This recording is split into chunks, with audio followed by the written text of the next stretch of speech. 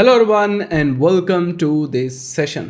Now this is a very interesting session और ये ऐसा सेशन है जो बहुत सारे स्टूडेंट्स मुझे इस बारे में मैसेज करते हैं और कर चुके हैं कि सर अगर मुझे नीट की तैयारी करनी है तो मेरा टाइम टेबल क्या होना चाहिए और कितना टाइम एग्ज़ाम में बचा हुआ है, क्योंकि आपको पता है कि अब हमारे पास ज़्यादा टाइम नहीं है। ऑब्वियसली हमें पता है कि टाइम टेबल अब मेरे पास आया नहीं है, हमें नहीं पता कब एग्ज़ाम होने वाला है, हमें नहीं पता, लेकिन फिर भी एक ऐसा टाइम टेबल होना चाहिए, आपको पता होना चाहिए कि अब मुझे क्या करना चाहिए, जो समझना एक्चुअली बहुत इम्पॉर्टेंट है।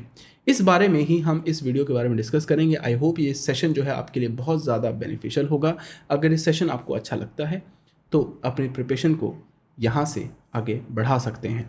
और स्टार्ट करने से पहले आपको करना क्या है, इस वीडियो को लाइक करो and share with your friends and subscribe to the channel. Now let us start. तो सबसे पहले अगर आप इस एग्ज़ाम की तैयारी करना चाहते हैं, नीट की तैयारी करना चाहते हैं, तो कुछ चीज़ें आपको पहले से पता होनी चाहिए। कुछ चीज़ें हैं, कुछ अंडरस्टैंडिंग आपको पहले से पता होनी चाहिए, तभी आप इस वीडियो को देख सकते हैं। सबसे पहले पहला पॉइंट जो आप मुझे बताएंगे इस कमेंट पे या फिर चैट पर, आपको मुझे बताना है, क्या आप नीट की तैयारी के लिए आप पहले कितने टाइम से पहले से आप प्रिपरेशन कर रहे हैं। क्यों? क्योंकि नीट का जो सिलेबस है वही गेट वाला सिलेबस है। जो गेट के सारे सब्जेक्ट आपने पहले से पढ़े हैं तो वही गेट के प्रीवियस ईयर क्वेश्चंस हैं, वो नीट एग्ज़ाम में आते हैं। पहले मुझे बताओ, क्या आप पहले से गेट की तैयारी कर रहे हैं?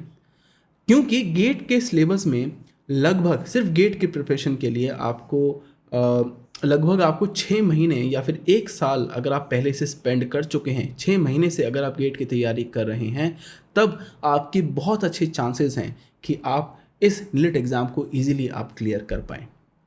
अगर आपने अब तक गेट का सिलेबस आपने नहीं पढ़ा है, अब मुझे बताओ कि आप किस जगह पर आपकी स्टैंडिंग है, किस जगह पर आप इस समय पर एग्जिस्ट करते हैं।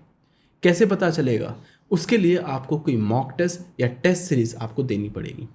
अगर आप कोई टेस्ट सीरीज़ या फिर कुछ एक टेस्ट को अगर आप देंगे और आप एनालाइज कर पाएंगे कि सर मैं कितना मार्क्स स्कोर कर रहा हूँ, तो मुझे पता होगा कि हाँ ये लेवल है मेरा, और उसके अकॉर्डिंगली आप अपनी प्रिपरेशन को यहाँ से स्टार्ट कर सकते हैं। उसके अकॉर्डिंगली आप कंटिन्यू कर सकते हैं कि आगे क्या करना है।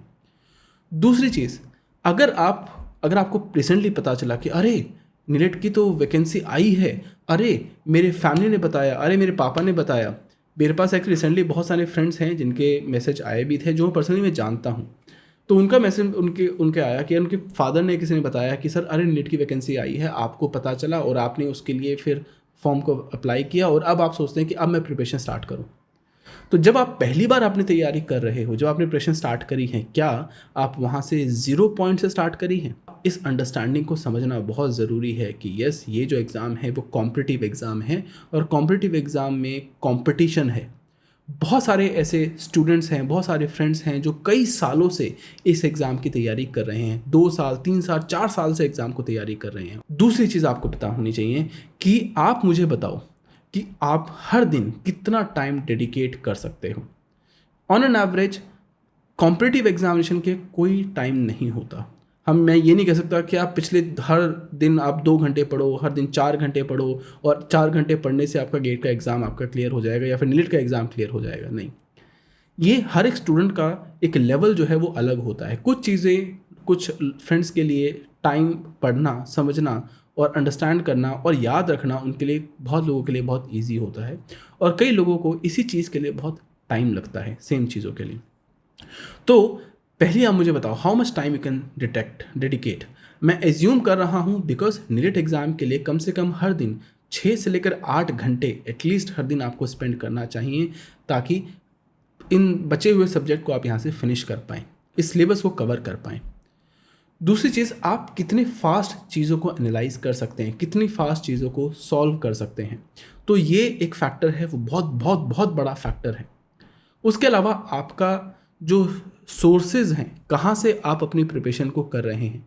क्या आपने कोई कोचिंग करी है, या फिर अगर आपने कोचिंग नहीं करी है, क्या आप हमारे सिर्फ वीडियो जो हमारी क्लासेस हैं सिर्फ उस क्लासेस से ही आप डिपेंडेंट हैं, या फिर क्या आप स्टैंडर्ड बुक्स को यूज़ करते हैं, क्या आपके पास नोट्स अवेलेबल हैं या नहीं हैं। तो ऐसे बहुत सारे फैक्टर्स हैं जो आपकी प्रिपरेशन को ये जो है वो डिसाइड करता है कि हाँ मैं आगे सही रास्ते में हूँ या फिर नहीं हूँ। आई सजेस्ट कि आप हमेशा एक लेजिटिमेट रिसोर्सेज को यूज़ करें। अब रिसोर्सेज कुछ भी हो सकता है, चाहे वो बुक है, चाहे वो वीडियोस हैं, चाहे वो क्लासेस हैं, कुछ भी आप देखें, that's up to you, right. But कहने का मतलब क्या है कि आपके जो सोर्सेज हैं बहुत लेजिटिमेट होने चाहिए, सही होने चाहिए, उसके अंदर गलतियाँ